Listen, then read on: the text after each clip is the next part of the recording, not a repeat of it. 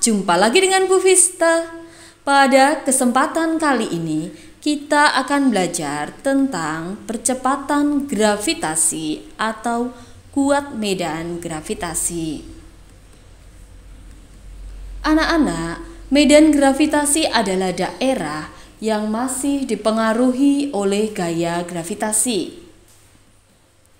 Gaya gravitasi yang bekerja pada benda dapat menimbulkan percepatan gravitasi, sehingga kuat medan gravitasi sering disebut dengan percepatan gravitasi. Anak-anak, percepatan gravitasi sama halnya dengan gaya gravitasi merupakan besaran vektor ya, sehingga gaya gravitasi dan percepatan gravitasi ini memiliki nilai dan arah. Nah, kuat medan gravitasi ini anak-anak adalah besarnya gaya gravitasi tiap satuan massa benda yang mengalami gaya gravitasi tersebut. Oke, sekarang kita lakukan percobaan sederhana ya.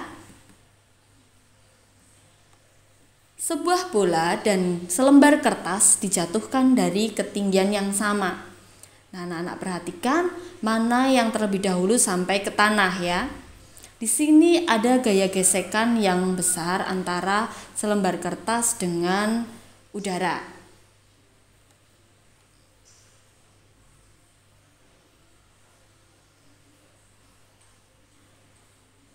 Lebih sampai yang bola terlebih dahulu ya anak-anak. Sekarang untuk memperkecil gaya gesekan, kita remas kertasnya anak-anak.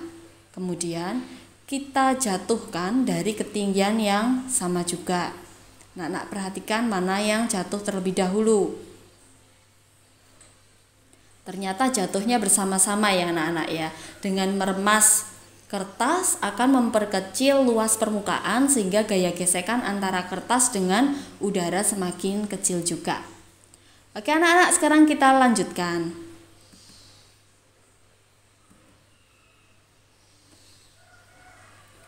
Apakah besar percepatan gravitasi dipengaruhi oleh massa benda? Dari persamaan gerak jatuh bebas anak-anak, H sama dengan V0T ditambah setengah GT kuadrat. Karena gerak jatuh bebas, maka V0-nya adalah 0. Sehingga H sama dengan setengah GT kuadrat. Maka G sama dengan 2H per T kuadrat. Nah, anak-anak, di sini berarti percepatan gravitasi tidak dipengaruhi oleh massa benda, anak-anak. Hanya dipengaruhi oleh ketinggian dan waktu. Oke, anak-anak, sekarang kita lanjutkan. Di sini ada animasi percobaan ayunan sederhana. Seutas tali yang di salah satu ujungnya diberikan beban, anak-anak. Kemudian digantung, lalu disimpangkan dengan sudut maksimal penyimpangan adalah 10 derajat. Setelah itu dilepaskan bersamaan dengan kita menekan stopwatch anak-anak. Kita lakukan sesuai dengan yang kita inginkan, misalnya 10 kali ayunan. Nah, lalu kita hitung untuk periodenya anak-anak dengan waktu dibagi jumlah kali ayunan. Jadi misalnya tadi 10 kali ayunan berarti waktunya berapa yang terada dalam stopwatch dibagi 10 gitu anak-anak ya. Lalu kita masukkan pada T sama dengan 2pi akar L per G. Kita kuadratkan sehingga T kuadrat sama dengan 4pi kuadrat L per G. Sehingga G sama dengan 4pi kuadrat L dibagi T kuadrat.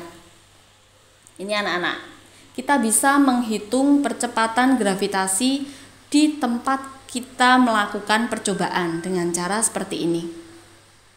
Mudah ya anak-anak ya. Nah, jika percobaannya dilakukan tidak hanya satu kali, anak-anak bisa mengubah panjang talinya anak-anak. Jadi panjang talinya kita ubah-ubah gitu ya.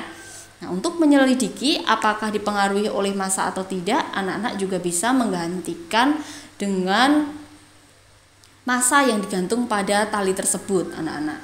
Kalau pada persamaan ini tentu saja masanya tidak berpengaruh ya anak-anak di sini ya.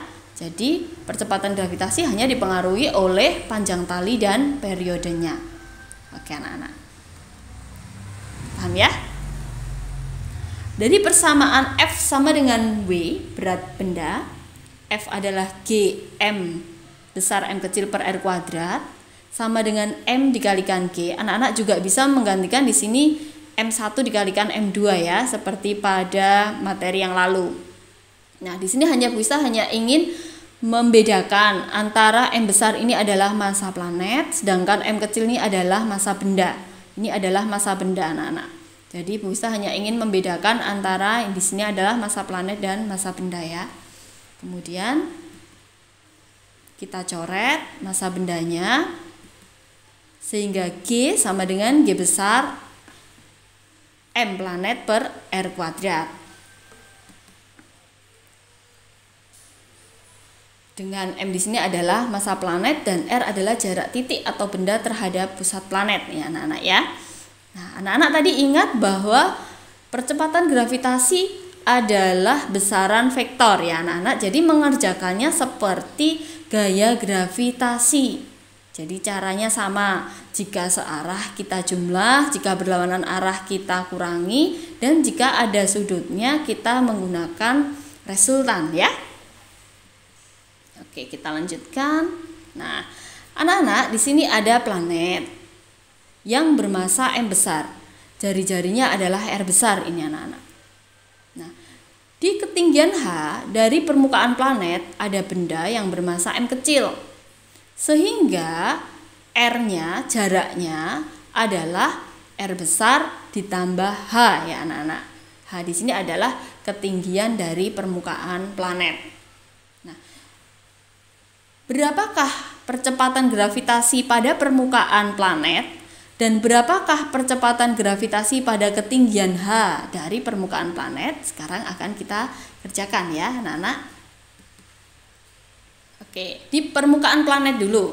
Nah, karena di permukaan planet, maka jaraknya adalah jari-jari planet itu sendiri anak-anak.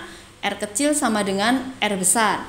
Maka dari persamaan G M per R kuadrat tadi, bisa kita tulis G M per R kuadrat, R kecilnya langsung kita ganti dengan R besar, jari-jari planet. Nah, sekarang untuk percepatan gravitasi pada ketinggian H dari permukaan planet. Tadi ya anak-anak bahwa R kecilnya adalah R besar ditambah H ya anak-anak. Sehingga nanti persamaan di sini R-nya berubah.